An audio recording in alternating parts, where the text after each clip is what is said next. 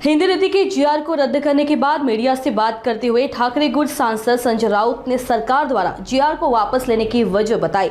संजय राउत ने कहा, राज ठाकरे और उद्धव ठाकरे एक साथ आने से महाराष्ट्र में मराठी ताकत का भूचाल आने वाला था। जैसे इस बात का एहसास हुआ, राज्य सरकार ने राज्य में हिंदी को अनिवार्य बनाने वाले अध्यादेश को वापस ले लिया। देवेंद्र फडणवीस या राज्याचे त्यांनी गेल्या काही काळातला घेतलेला जर शहाणपणाचा निर्णय कोणता असेल तर तो म्हणजे हिंदी सक्तीचा जो महाराष्ट्रावर किंवा शालेय शिक्षणात हिंदी सक्ती लादण्याचा जो निर्णय होता तो रद्द केला।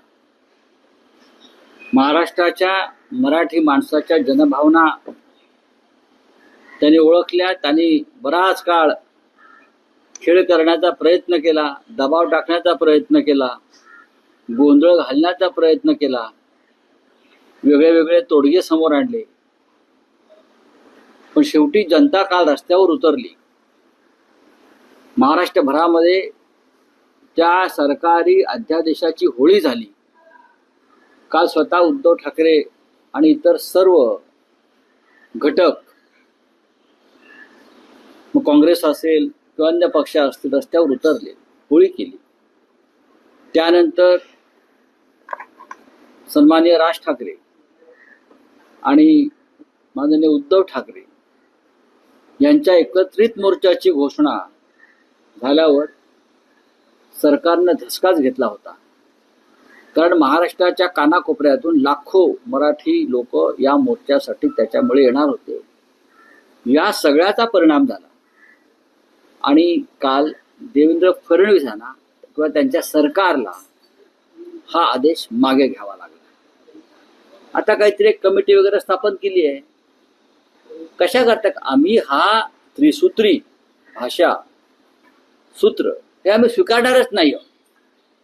मग तुम्ही कमिट्या वगैरे स्थापन करून कशा करता मराठी माणसाला खेळवताय? कोणत्याही परिस्थितीमध्ये राष्ट्रीय शिक्षण धोरण जे आहे 2020 आणि त्यातले त्रिसूत्री भाषा धोरण हे महाराष्ट्र स्वीकारणार नाही। हे काल उद्धव ठाकरे यांनी सांगितले, राज ठाकरे यांनी सांगितले। आता दोन ठाकरे बंधूंनी ह्याच्यावरती पक्का निर्णय दिल्यावरती उगाच फडणवीस सरकारनं फालतू खेळ करू नये।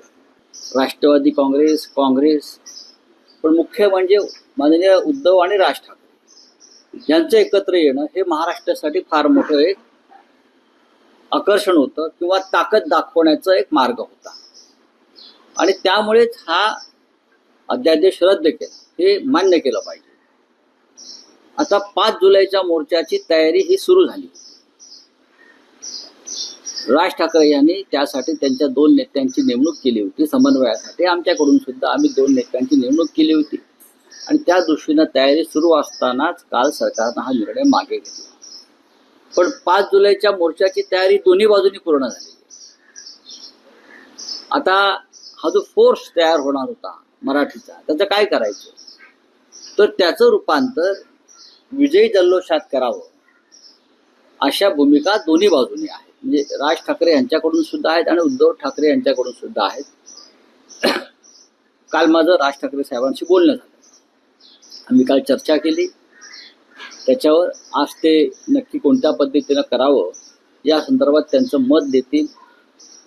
उद्धव ठाकरे साहेबांनी काल सांगितलं की विजय मेळावा होईल आणि नक्कीच तो एकत्रित होईल। जे जे घटक मोर्चामध्ये सामील होणार होते या 2 प्रमुख नेत्यांशिवाय त्या सगळ्यांसह विजय मेळावा, कारण ही एकजूट मराठी माणसाची आणि महाराष्ट्राची होती हा मोर्चा म्हणजे।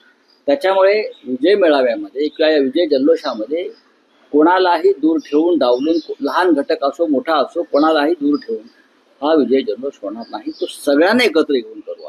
सहभागी होण्याचा प्रश्न नाहीये। मोर्चामध्ये आम्ही एकत्रच होतो। 2 मोर्चे आम्ही एकत्र केलेले आहेत, माननीय उद्धव ठाकरे यांच्या नेतृत्वाखालचा आणि माननीय राज ठाकरे यांच्या नेतृत्वाखालचा। आणि जो काय सरकारनं निर्णय दिलेला आहे रद्द करण्याचा, हा दोघांची शक्ती बघून दिलेला आहे। दोघे भाऊ एकत्र आल्यावरती जे काय महाराष्ट्रामध्ये जो भूकंप होणार आहे मराठी ताकदीचा, त्यानंतर सरकारनं ही भूमिका घेतली हे स्पष्ट आहे. मी कोणतंही आम्ही क्रेडिट वॉर करू इच्छित नाही. हा मराठी एकजुटीचा विजय, अर्थात शिवसेना आहेच त्याच्यामध्ये, त्या एकजुटीमध्ये मोठा पक्ष म्हणून. आता 5 तारखेला काय करायचं आहे, कशा पद्धतीने हा विजयी जल्लोषाचा कार्यक्रम करायचा, त्यासाठी आम्ही चर्चा करू. काल उद्धव साहेबांना तुम्ही प्रश्न विचारला, तुम्ही गैरसमज निर्माण करू नका. त्यांना प्रश्न विचारला 5 तारखेच्या मोर्चाचं काय, तेव्हा ते म्हणालेले आहेत की 5 तारखेला आता मोर्चाऐवजी विजय जल्लोष होईल.